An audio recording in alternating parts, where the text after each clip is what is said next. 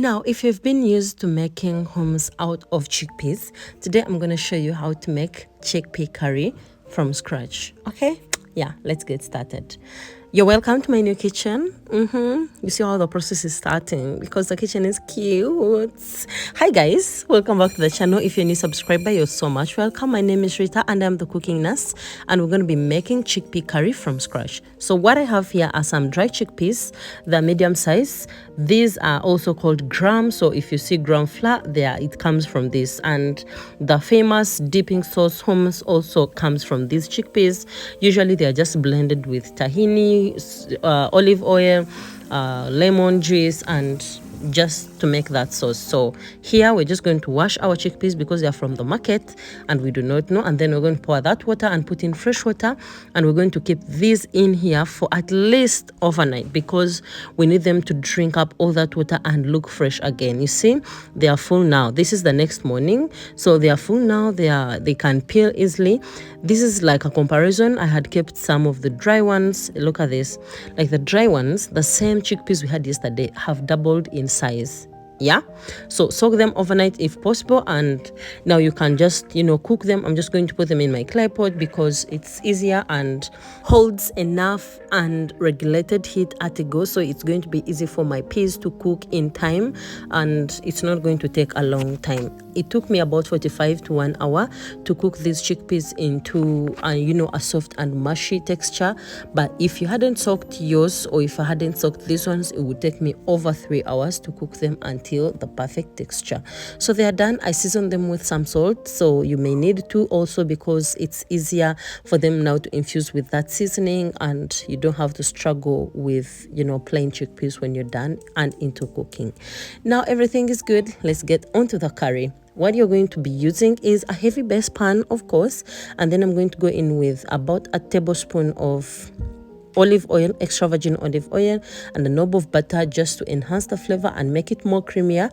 And because I'm impatient, I'm going to help it melt because we ain't got no time.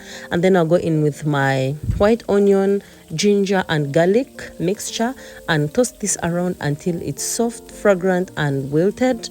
And then you don't need to burn them, okay? So by now, if you've been following me for a long time, you already know here we don't do emergency meals. So you're going to use medium heat and take it slow. Okay, so here we're going to add in our other flavors, which is cumin, coriander, paprika, turmeric, black pepper. And if you have curry powder that is already like mixed, please make sure to use that one. You don't have to create your own like I did in here, but I'm gonna leave the list in the description box. Please make sure to check it out and subscribe if you haven't subscribed already.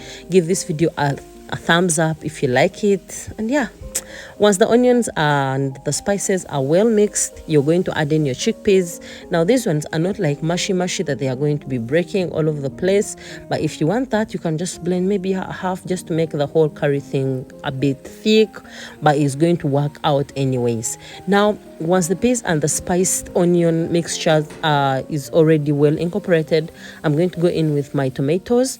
You can use canned tomatoes, you can use blended tomatoes, whatever you have really. All I did to mine was put them in the air fryer. They roast a little bit and the skin is easy to peel off, and then I give them a rough chop and then finally mince to make this texture. So I'm going to put them in there and cook them on low heat. If you didn't put in enough salt by now, you should have known, and you should add it in now before you cover the tomatoes to cook down. Okay? So once the tomatoes have cooked down, I'll go in with my cooking cream. You would originally use coconut cream or coconut milk, but I do not have that one, and the coconut I have, I'm not about to make a fresh batch, so I'm going to be using cooking cream because that is what is currently available. And it took this whole dish to a next level. That curry mixture, the spices and this cream just elevated the whole game. I'm going to go in and add some bell peppers. You may need to add them at the end, like when the cream and the tomatoes and the chickpeas are already uniform. You want to put in your vegetables so that they do not overcook, and then we're going to garnish with coriander, fresh coriander leaves, and that's it. You can serve this with naan, you can serve it with chapati, you can serve it with posho, you can serve it with rice like I did, and you enjoy a creamy goodness. This one was a bang. So the next time you see chickpeas, please make sure to buy them and try out this recipe.